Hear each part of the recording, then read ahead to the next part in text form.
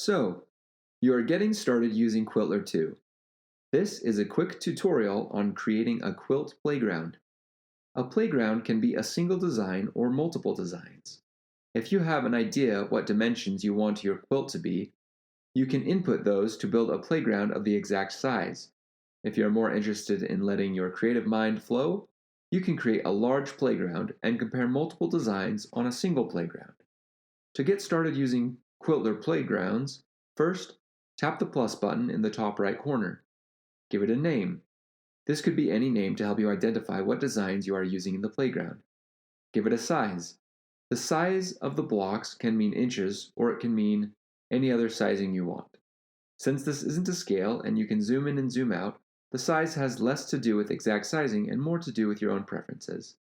Enter a height, which represents how many blocks the playground has along the y-axis, and a width, which represents how many blocks the playground has along the x-axis.